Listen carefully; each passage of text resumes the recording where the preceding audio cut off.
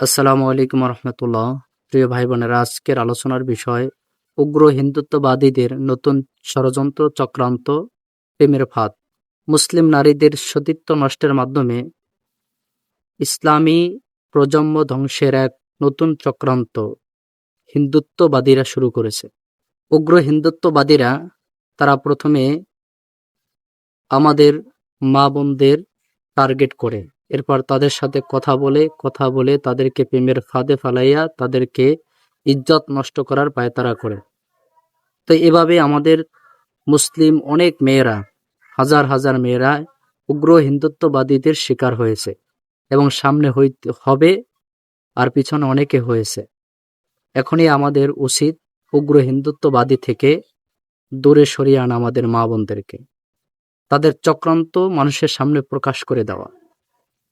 সম্মানিত দর্শকবৃন্দ, এখনো যদি আমরা আমাদের মা বোনদেরকে তাদের এই বিষয়ে সতর্ক না করি, তাহলে একসময় দেখবেন উগ্র হিন্দুত্ববাদীরা আমাদের বোনদেরকে ধ্বংস করে ছাড়বে। এজন্য আমরা মুসলমান, আমাদের সকলের উচিত তাদের বিরুদ্ধে কঠোরভাবে প্রতিবাদ করা।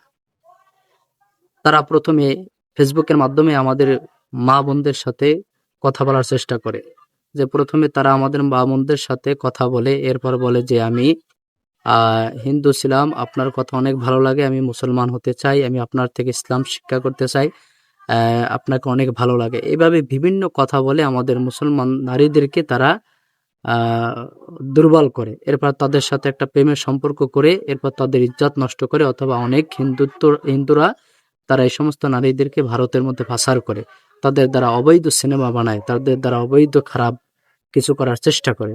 এই জন্য মা বোনদেরকে বলবো, বিশেষ করে আপনারা এই সমস্ত হিন্দুত্ববাদী থেকে, তাদের চক্রান্ত থেকে দূরে সরে আসুন।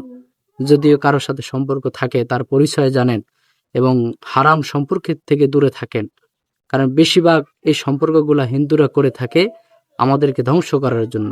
এই জন্য মা বোনেরা, আপনাদের কি বলছি, এখনো যদি আপনারা সতর্ক না হন, তাহলে দেখবেন অচিরেই আপনি আপনার বিপদের মধ্যে পড়ে গেছেন, মারাত্মক ধরনের বিপদে পড়বেন।